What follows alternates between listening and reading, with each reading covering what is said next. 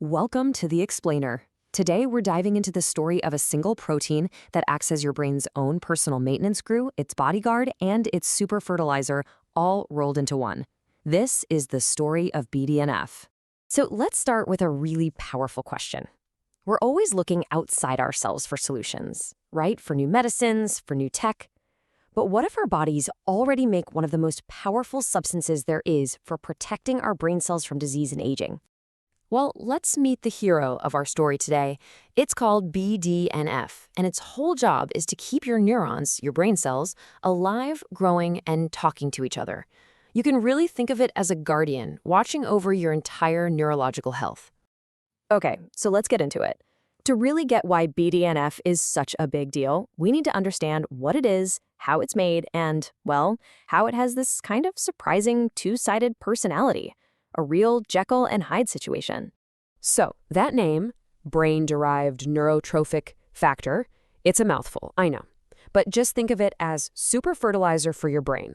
It helps your neurons survive tough times, it encourages them to grow new connections, and it strengthens the links they already have. That's a process called synaptic plasticity, and it's literally the physical basis of how we learn and remember things.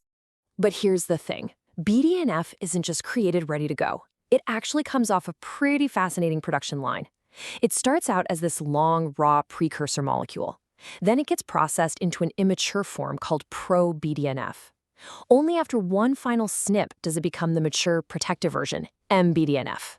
And as you're about to see, this final step is absolutely critical.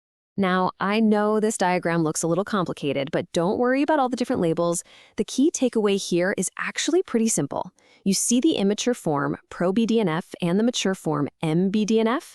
Well, they grab onto different spots on the neuron. And that one simple difference sets off two completely opposite chain reactions inside the cell, one for destruction and one for protection. And this is that Jekyll and Hyde situation I was talking about. You've got the immature pro-BDNS, which is kind of the dark side. It can actually tell cells to die and can weaken those important connections. But then you have the mature mBDNF, our guardian. It binds to a totally different receptor called TrkB and does all the good stuff, promotes survival, growth, and strong connections. The health of our brain really comes down to keeping the right balance between these two. So, what happens when that delicate balance gets thrown way off? What happens when the guardian starts to falter? Well, this question takes us right to the heart of some of the most challenging diseases we face today. Let's start with a big one, Alzheimer's. It's a disease so many of us know and worry about, and it turns out BDNF is deeply, deeply involved in its story. In Alzheimer's patients, scientists find that BDNF levels just plummet, both in the brain and in the blood. It's like the brain is literally being starved of its fertilizer. And this isn't just a coincidence. This drop is directly linked to those hallmarks of the disease we hear about, like amyloid plaques and tau tangles. This has led to a really hopeful idea. Maybe, just maybe, measuring BDNF in the blood could one day be an early warning sign for the disease. Okay, next up is Parkinson's disease, which zeroes in on the parts of the brain that control movement. And we're seeing a very similar story here, aren't we?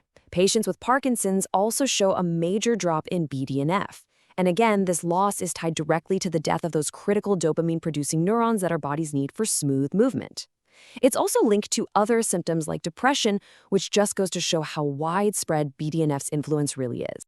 Now, with Huntington's, which is a genetic disorder, the link between the disease and our guardian protein gets even more direct. See, in Huntington's, a faulty gene creates a toxic protein. And one of the most destructive things this toxic protein does is it directly sabotages the brain's ability to make and ship out BDNF. This causes a severe shortage right in the part of the brain that controls movement, the striatum, which leads directly to the death of neurons in that area. And finally, let's take a look at ALS, a disease that attacks the motor neurons, the communication lines between the brain and our muscles. With ALS, those vital lines of communication just start to break down, and it turns out that BDNF signaling is a key regulator that keeps that connection strong. So it's no surprise that researchers find the whole BDNF system is out of whack in ALS, contributing to that devastating loss of motor control. Okay, so we've seen this pattern across all these different diseases, and that leads to a pretty logical, almost obvious question, right? If low BDNF is such a common problem, can't we just give the brain more of it? Can we call in reinforcements?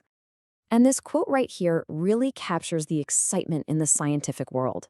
The idea of using BDNF itself as a treatment is a major area of research, and it holds out this incredible hope for treating diseases that are, right now, incurable.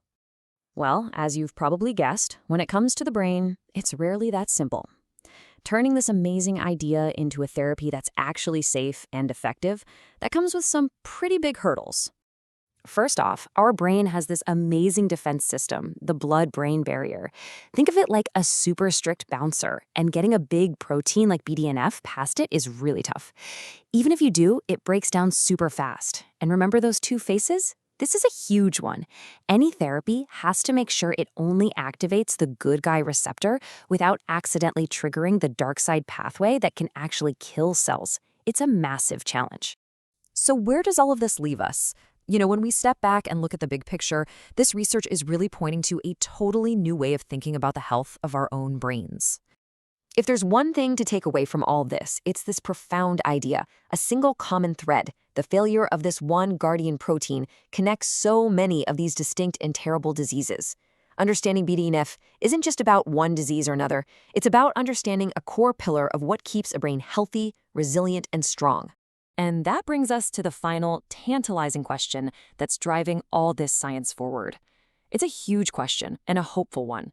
We're not there yet, of course, but the idea that we could one day learn how to boost, balance, and reinforce our brain's own natural guardian, well, that gives us a powerful new direction in the quest for a future free from neurodegeneration.